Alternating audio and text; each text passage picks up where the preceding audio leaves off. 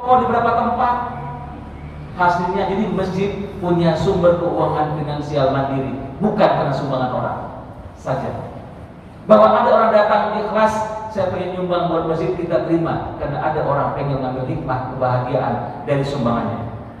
Tapi masjid sebaiknya ke depan, Pak. Saya cuma ngomong ke depan, punya pemasukan finansial mandiri, self-sufficient, bukan karena dari sumbangan orang.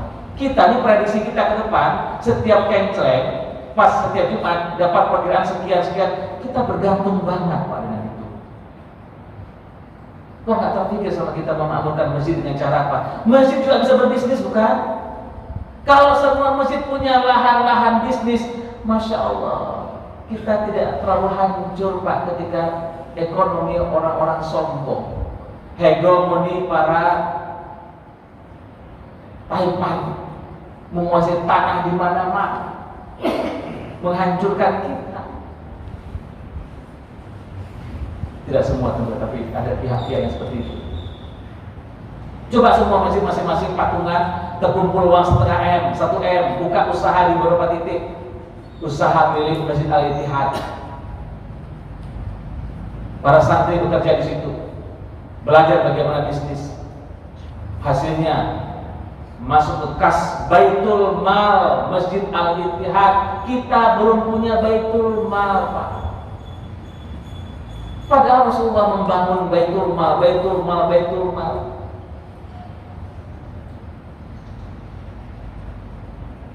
Kita ngomong ke depan ya Pak ya.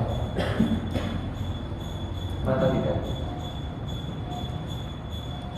Berapa orang dari masjid ini yang sudah kita bayarkan untuk sekolahnya, memberi beasiswa? Belum ada. Bagaimana kita punya generasi untuk kita tolong dari Masjid Al-Ittihad? Ketemu di Mesir. Assalamualaikum. Waalaikumsalam. Min aina antum? Min Indonesia. Ana masal huna nata'allam في الجامعة أو الأزهر أو القاهرة. النقود من Masjid Al-Ittihad. Uangnya dari Masjid Al-Ittihad saya dikirim ke Masjid Al-Azhar Kairo untuk belajar. Setelah saya pulang, saya akan mengabdi membesarkan Al-Ittihad, baik dari segi manajemennya, dari bisnisnya maupun dari pembelajarannya. Berangkat ke London saya tahu. Assalamualaikum, how are you friend? I'm fine. Where are you from? I'm from Indonesia. I'm sent here as a scholarship program from Al-Ittihad Mosque in Indonesia. It's about Depok. They send here children for undergraduate program. Then when you go back to Jakarta, to Depok, and then I will become the leader of the school, held by Al-Ittihad. Ketemu sama mahasiswa, ternyata ada utusan dari Al-Ittihad juga, ambil S1 di London. Berangkat saya ke Jepang, ketemu sama orang Jepang, sama mahasiswa, ternyata utusan Al-Ittihad. Kapan kita terjadi? Ini serius, serius Pak, serius demi Allah. Kalau kita nggak berpikir jauh ke depan, terus yang membangun umat ini siapa? Ya Allah, masjid begitu kumpulan orang-orang hebat. Masjid itu kumpulan orang-orang hebat, tapi tak berdaya. Alumni perbankan, pernah jadi dirut perbankan, alumni perpajakan, alumni keuangan Kementerian Keuangan, alumni sosial Kementerian Sosial, alumni perusahaan perminyakan, kumpul, tua, bangka, lemah. Aku wis tua, sing liyane wae ya tinggal nunggu waktu, si matupak siang malam tunggu panggilan. Ya Allah, hamba Allah macam apa yang kayak gini gak bersyukur atas umur yang diberikan? Dikit-dikit wis tuwa, dikit-dikit wis tuwa, wis pensiun. Kok kita gak bersyukur? Bapak Ibu, saya dialog, saya berdiskusi dengan Pak Sudarmono. Pak Sudarmono tahu nggak? Tukang bakso sebelah situ.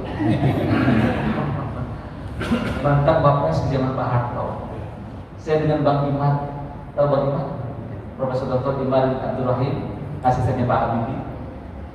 Waktu itu kami dapat tugas untuk mendirikan Islamic International University di Jonggol, Pak.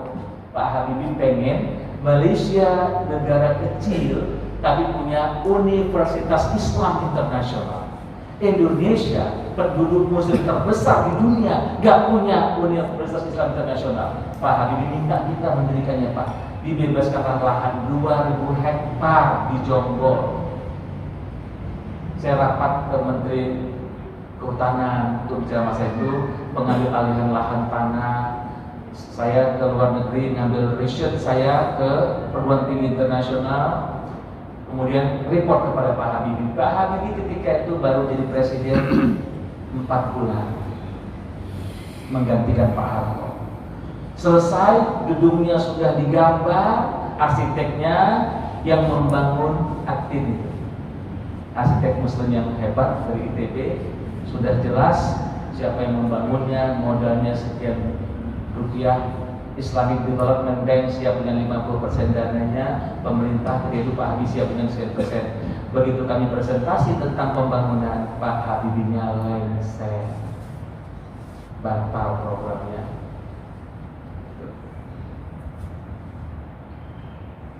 Oke. Tadi saya mau ngomong apa Pak Budi?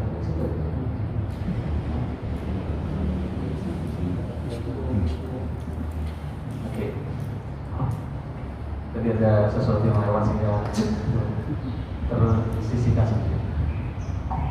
Jadi Bapak Ibu sekalian, masjid yang kita bangun ini hadir orang-orang hebat.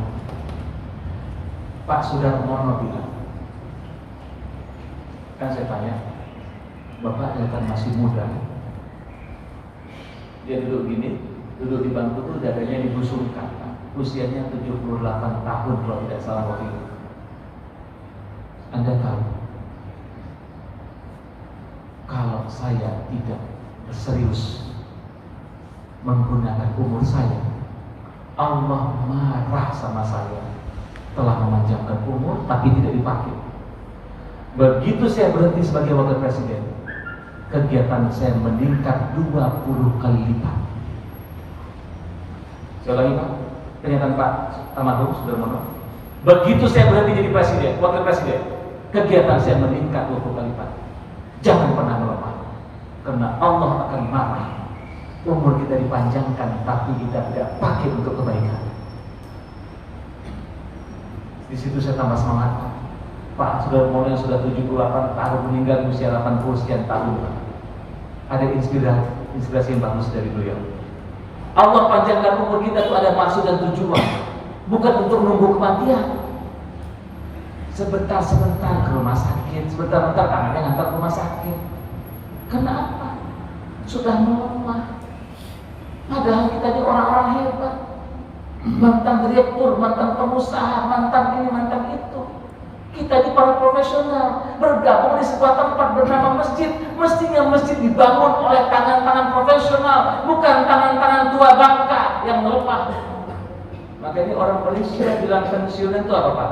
Laskar tak berguna. Bapak mau di laskar tak berguna? Siapa? Hadirin, inilah dia laskar tak berguna. Orang-orang tua tinggal di bangka, jadi tua bangka. Orang-orang perkasa. Ini kan tinggal masalah persepsi kita tentang hidup, bukan? Kita kira setelah kita pensiun, selesai sudah. Pengabdian saya tentang hidup sudah selesai ya. Anak, istriku, cucu-cucu semua, kakek sudah selesai pengabdian hidupnya. Kakek ini tinggal nunggu kapan dipanggil Allah saja ya. Kerjaan kakek cuma tidur, bangun, sholat ke masjid, kemana-mana pakai topi lebay warna putih. Ganti Pak, topinya jangan pakai itu lagi Pak. Kayak orang lemah, pakai topi kerja. Bapak ke sawah pakai topi itu. Pakai topi ini buat kita tuh lihat, kakek sudah siap mau mati. Iya. Seolah-olah selesai kehidupan dunia kita Pak. Dia kan Allah yang panggil kita. tapi kita berada pada posisi siap. Kenapa siap? Apapun yang kita kerjakan, niatnya ibadah. Bapak tahu nggak? Sekomplek ini, kalau ketemu sama kakek-kakeknya Bapak, pasti topinya kayak gitu. Waktu dulu masih perkasa sebagai pekerja profesional, pernah pakai itu? Nggak pernah. Begitu pensiun pakai. Padahal keimanan seseorang bukan ditunjukkan oleh penampilan. Semakin Bapak serius ngurusin masjid, serius ngurusin sosial, di situ nilai kita di mata Allah Subhanahu wa taala. Khairun nas anfa'uhum linnas. Sebaik-baiknya manusia yang terbaik, memberikan manfaat sebesar-besarnya buat kehidupan manusia. Baik, termasuk agak dalam tentang manajemen masjid. Kita lihat manajemennya, Pak. Pemanfaatan ruangan demi ruangan, pojok demi pojok. Kenapa tidak buka kelas perpajakan?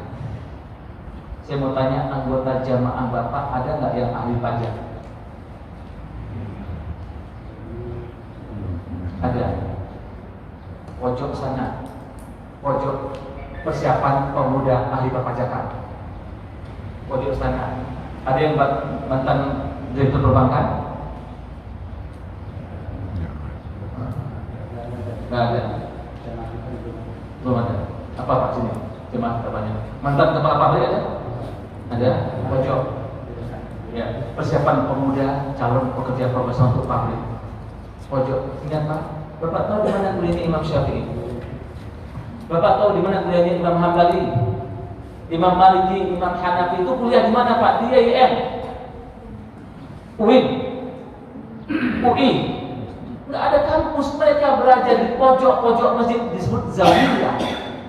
Zawiyah. Pojok sana tuh fikih. Kalau ada pengen baca fikih di pojok dengan alim ulama itu namanya itu beliau Syekh belajar fikih sana. Kalau ada pengen belajar tafsir di pojok ini. Kalau ada pengen belajar tasawuf di pojok sana, ada pengen belajar hadis di pojok sana. Mau belajar bisnis Islam di sana. Mau belajar perbankan pojok sana. Masya Allah Pak, para orang-orang hebat yang masih ada nafasnya. Sorry, Bapak tidurnya apa tuh kerjanya? Teknik apa? Mesin? Sipil. Bapak bisa kan melatih orang, tidak harus kuliah. Bapak ajarkan teknik sipil itu pemuda-pemuda pengangguran, kumpulkan bagaimana mereka membentuk tim untuk ngambil proyek-proyek pembangunan. Pojoknya Pak, saya lihat Bapak siapa nih? Pak Yedri. Pojok Insinyur Yedri.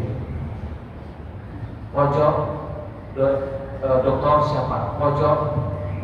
Kenapa tidak? Itulah di zaman Rasulullah dibangun tempat-tempat di mana ilmu itu disebarkan di masjid. Coba Pak, bagaimana umat ini mau bangkit? Kenapa harus kuliah sih jadi orang hebat? Masjid bisa mencetak orang-orang itu. Ahli fikih lahir dari Al-Ittihad. Nggak usah di kampus belajarnya Pak. Udah pakai bayar, dosennya belum tentu ikhlas. Kalau di masjid, dia akan cetak. Aku ilmuwan fikih, akan kucetak engkau jadi ilmuwan fikih juga sebagai penerusku. Aku ilmuwan tafsir, akan kucetak engkau sebagai ilmuwan tafsir sebagai penerusku. Catat Pak itu, pikirkan Pak. Ya, memanfaatkan tempat masjid semaksimal mungkin, memanfaatkan potensi seluruh alumni dari berbagai macam bidang kehidupan, ngumpul di masjid, serahkan kepada mereka amanah masing-masing. Tolong bantu pemuda kita untuk bidang militer karena ada backgroundnya TNI. Tolong bantu bergerak bidang keuangan karena ada backgroundnya keuangan, ada bidang fabrikan. Tolong bantu pemuda-pemudi ini untuk bergerak. Selama ini nggak ada yang ngurusin pemuda-pemudi kita untuk canggih. Nggak tertinggal sama kita bukan Pak? Subscribe and comment di Basuki 905. 905.